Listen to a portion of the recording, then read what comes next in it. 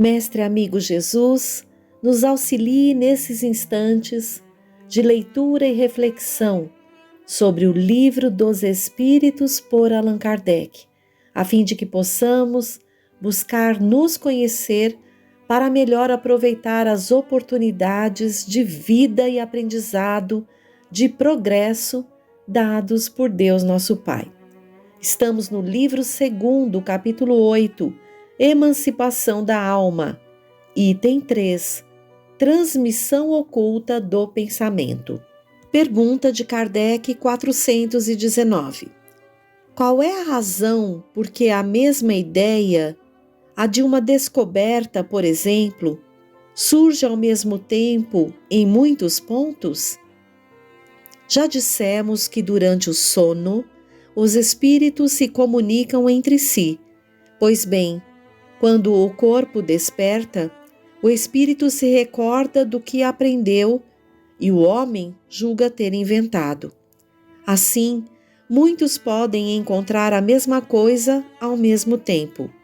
Quando dizeis que uma ideia está no ar, fazeis uma figura mais exata do que pensais. Cada um contribui, sem o suspeitar, para propagá-la. Nota de Allan Kardec. Nosso espírito revela assim, muitas vezes, a outros espíritos e, à nossa revelia, aquilo que constitui o objeto das nossas preocupações de vigília.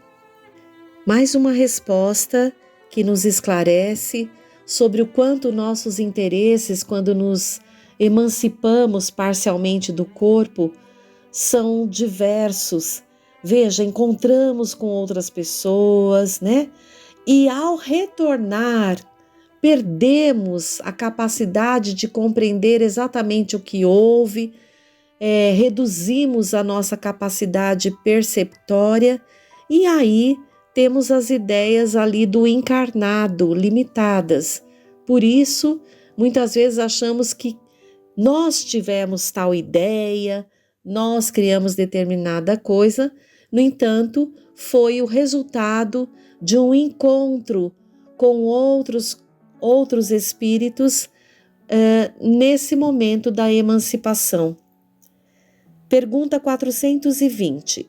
Os espíritos podem comunicar-se se o corpo estiver completamente acordado? O espírito não está encerrado no corpo como numa caixa. Ele irradia em todo o seu redor, eis porque pode comunicar-se com outros espíritos, mesmo no estado de vigília, embora o faça mais dificilmente. Isto é bem interessante. Quanto melhor moralmente a condição do espírito, mais capacidade ele tem para irradiar, como está dizendo aqui, e entrar em comunicação, expandindo-se, emancipando-se parcialmente, entrar em comunicação com a espiritualidade. São as potências que o espírito pode desenvolver. Continuando, 421. Por que duas pessoas perfeitamente despertas têm muitas vezes instantaneamente o mesmo pensamento? São dois espíritos simpáticos que se comunicam e veem reciprocamente os seus pensamentos, mesmo quando não dormem. Nota de Allan Kardec. Há, entre os espíritos que se afinam, uma comunicação de pensamentos que faz que duas pessoas se vejam e se compreendam sem a necessidade dos signos exteriores da linguagem. Poderia dizer-se que elas falam a linguagem dos espíritos. Então vejam que isso é resultado de afinidade, de sintonia entre, no caso, as duas pessoas aqui. Vamos agora ao item 4. Letargia, catalepsia, morte aparente. Pergunta de Kardec 422. Os letárgicos e os catalépticos veem e ouvem geralmente o que se passa em torno deles, mas não podem manifestá-lo. É pelos olhos e os ouvidos do corpo que o fazem? Não, é pelo espírito. O espírito está consciente, mas não pode comunicar-se. 422A. Por que não pode comunicar-se? O estado do corpo se opõe a isso.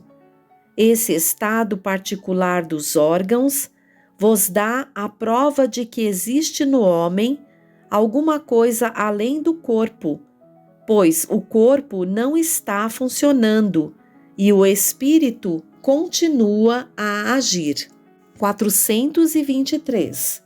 Na letargia, o espírito pode separar-se inteiramente do corpo, de maneira a dar a este todas as aparências da morte e voltar a ele em seguida?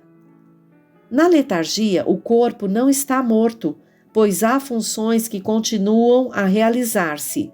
A vitalidade se encontra em estado latente como na crisálida, mas não se extingue. Ora, o espírito está ligado ao corpo enquanto ele vive. Uma vez rompidos os laços pela morte real e pela desagregação dos órgãos, a separação é completa e o espírito não volta mais. Quando um homem aparentemente morto volta à vida, é que a morte não estava consumada. 424. Pode-se, através de cuidados dispensados a tempo, renovar os laços a se romperem e devolver à vida um ser que, sem esses recursos, morreria realmente? Sim, sem dúvida, e disso tendes prova todos os dias. O magnetismo é, nesses casos, muitas vezes, um poderoso meio, porque dá ao corpo o fluido vital que lhe falta e que era insuficiente para entreter o funcionamento dos órgãos. Nota de Allan Kardec. A letargia e a catalepsia têm o mesmo princípio, que é a perda momentânea da sensibilidade do movimento por uma causa fisiológica ainda inexplicada. Elas diferem entre si em que, na letargia, a suspensão das forças vitais é geral, dando ao corpo todas as aparências da morte, e na catalepsia é localizada e pode afetar uma parte mais ou menos extensa do corpo, de maneira a deixar a inteligência livre para se manifestar, o que não permite confundi-la com a morte.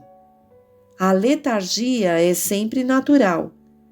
A catalepsia é às vezes espontânea, mas pode ser provocada e desfeita artificialmente pela ação magnética.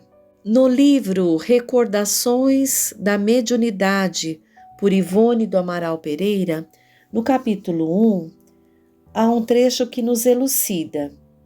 A letargia e também a catalepsia é classificada como faculdade mediúnica e, quando mal orientada, pode acarretar prejuízos graves para o médium, dentre eles a loucura e a morte.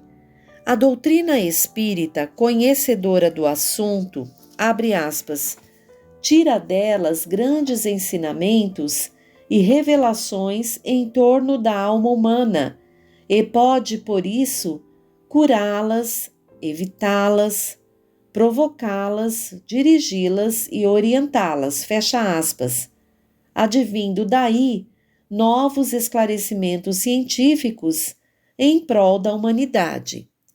Kardec explica, na Revista Espírita de 1866, página 135, abre aspas, a letargia é uma suspensão acidental de sensibilidade nervosa e do movimento que oferece a imagem da morte, mas que não é a morte, pois não há decomposição e os letárgicos viveram muitos anos após o seu despertar.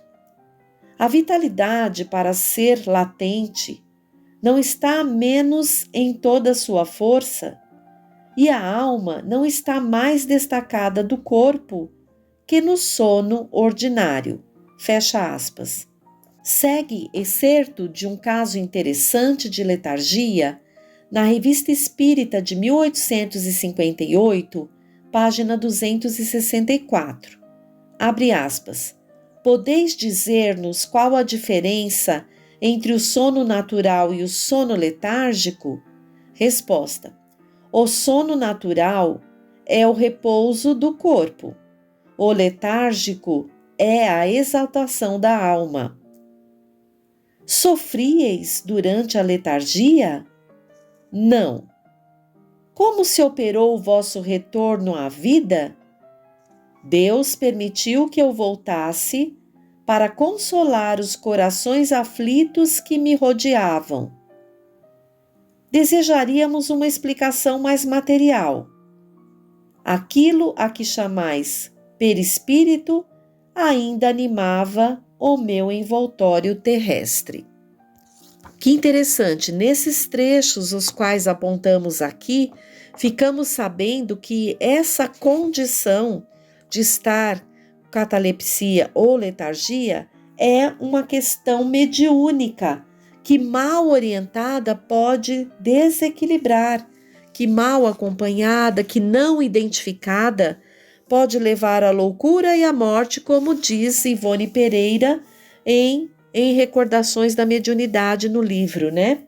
E nas revistas espíritas aqui, que sempre estamos citando também, neste último trecho, são perguntas e respostas feitas a uma pessoa que passou por essa experiência. Dando continuidade ao Livro dos Espíritos, vamos ao item 5, o sonambulismo. 425. Kardec pergunta: o sonambulismo natural tem relação com os sonhos? Como se pode explicá-lo? É um estado de independência da alma mais completo que no sonho, e então as faculdades adquirem maior desenvolvimento. A alma tem percepções que não atinge no sonho, que é um estado de sonambulismo imperfeito. No sonambulismo, o espírito está na posse total de si mesmo. Os órgãos materiais, estando, de qualquer forma, em catalepsia, não recebem mais as impressões exteriores. Esse estado se manifesta, sobretudo, durante o sono. É o momento em que o espírito pode deixar provisoriamente o corpo, que se acha entregue ao repouso indispensável à matéria. Quando se produzem os fatos do sonambulismo, é que o espírito, preocupado com uma coisa ou outra, se entrega a alguma ação que exige o uso do seu corpo, do qual se serve como se empregasse uma mesa ou qualquer outro objeto material, nos fenômenos de manifestação física, ou mesmo da vossa mão, nas comunicações escritas.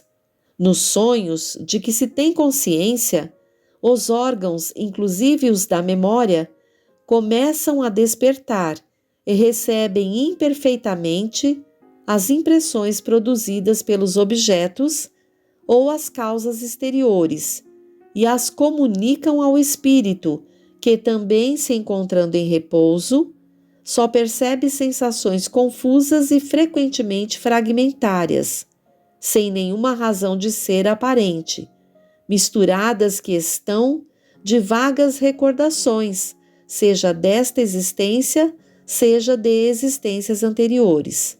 É, portanto, fácil compreender por que os sonâmbulos não se lembram de nada e por que os sonhos de que conservam a lembrança, na maioria das vezes, não têm sentido. Digo na maioria das vezes, porque acontece também serem eles a consequência de uma recordação precisa de acontecimentos de uma vida anterior e algumas vezes até uma espécie de intuição do futuro. 426. O chamado sonambulismo magnético tem relações com o sonambulismo natural? É a mesma coisa, com a diferença de ser provocado. Então vamos lá. Há o sonambulismo natural, daqueles que a gente conhece, que na nossa família sempre tem algum caso em que a pessoa se deita para dormir, mas daqui a um tempo levanta-se e começa a atuar, fazer algumas coisas com um manejo do corpo que muitas vezes em vigília ela não tem. Há casos de situações de famílias que trancam até as portas para que a pessoa não saia. Kardec mesmo coloca aqui que normalmente isso ocorre quando a pessoa está preocupada com alguma coisa, querendo resolver algo e ocorre esse fenômeno. E há também o sonambulismo magnético, cuja diferença com o outro é a de ser provocado através da magnetização. O Livro dos Médiuns, também por Allan Kardec, no capítulo 14, item 172, nos diz: o sonambulismo pode ser considerado como uma variedade da faculdade mediúnica, ou melhor, trata-se de duas ordens de fenômenos que se encontram frequentemente reunidos. O sonâmbulo age por influência de seu próprio espírito. É a sua alma que, nos momentos de emancipação, vê, ouve e percebe além dos limites dos sentidos. O que ele diz procede dele mesmo. Em geral, suas ideias são mais justas do que no estado normal. Seus conhecimentos não são mais amplos porque sua alma está livre. O médium, pelo contrário, serve de instrumento a outra inteligência. O sonâmbulo exprime o seu próprio pensamento e o médium exprime o pensamento do outro. Mas o espírito que se comunica através de um médium comum pode também fazê-lo por um sonâmbulo. No estado sonambúlico fica mais fácil essa comunicação. Na Revista Espírita, de 1867, de junho, página 177, Kardec também nos diz: essa dupla faculdade é um dos atributos da alma e tem por órgão o perispírito, cuja radiação transporta a percepção além dos limites da ação e dos sentidos materiais. A bem dizer, é o sexto sentido que é designado sob o nome de sentido espiritual. O sonambulismo e a mediunidade são duas variedades desse sentido que, como se sabe, apresentam inúmeras nuances e constituem aptidões especiais. Pergunta 428. Qual é a causa da clarividência sonambúlica? Já o dissemos, é a alma que vê. 429. Como o sonâmbulo pode ver através dos corpos opacos? Não há corpos completamente opacos, senão para os vossos órgãos grosseiros. Já dissemos que, para o espírito, a matéria não oferece obstáculos, pois ele a atravessa livremente. Com frequência, ele vos diz que vê pela testa, pelo joelho, etc., porque vós, inteiramente imersos na matéria, não compreendeis que ele possa ver sem o auxílio dos órgãos, e ele mesmo, pela vossa insistência, julga necessitar desses órgãos. Mas, se o deixasseis livre, compreenderia que vê por todas as partes do corpo, ou, para melhor dizer, é fora do corpo que ele vê. 430. Pois que a clarividência do sonâmbulo é a da sua alma ou do seu espírito, por que ele não vê tudo e por que se engana tantas vezes? Primeiro, não é dado aos espíritos imperfeitos tudo ver e tudo conhecer. Sabes muito bem que eles ainda participam dos vossos erros e dos vossos prejuízos, e depois, quando estão ligados à matéria, não gozam de todas as suas faculdades de espírito. Deus deu ao homem esta faculdade com um fim útil e sério, e não para que ele aprenda o que não deve saber. Eis porque os sonâmbulos não podem dizer tudo. Esta resposta é muito interessante, porque uma pessoa que seja sonâmbula é um espírito como qualquer um de nós. Então, que não sabe tudo. E mesmo no estado sonambúlico, em que ele se emancipa dessa forma do corpo e consegue captar outros espíritos passando a mensagem, ou captar algumas outras situações, expandir as suas percepções, nem sempre ele vai saber interpretar de uma forma confiável, nem sempre emancipado, com mais percepções. Ainda assim, temos dificuldades, não sabemos tudo, estamos muito longe de saber, né? Por isso que a resposta a Kardec a essa pergunta é: primeiro, não é dado aos espíritos imperfeitos tudo ver e tudo conhecer. Por isso que eles não revelam as coisas. Então é muito arriscado. Há pessoas que começam a fazer perguntas, há pessoas que queiram se aproveitar disso, mas é uma questão arriscada. E como foi dito no final desta resposta, Deus deu ao homem esta faculdade com um fim útil e sério, e não para que ele aprenda o que não deve saber. Eis porque os sonâmbulos não devem saber e não podem dizer tudo. Bom, por hoje ficamos por aqui. Esse tema ainda continua, vamos aprofundar um pouquinho mais e agradecer muito a Deus, porque nas leituras desta obra vamos procurando dar respostas às situações que ocorrem conosco ou com pessoas que conhecemos. Então, todo esse conteúdo que está no livro está nas nossas experiências, se não na nossa experiência pessoal. Que possamos, então, aproveitar muito bem, ter a responsabilidade de refletir sobre esses ensinamentos, sempre rogando a Deus e a Jesus o amparo para nos conhecer. Até breve, um abraço a cada um.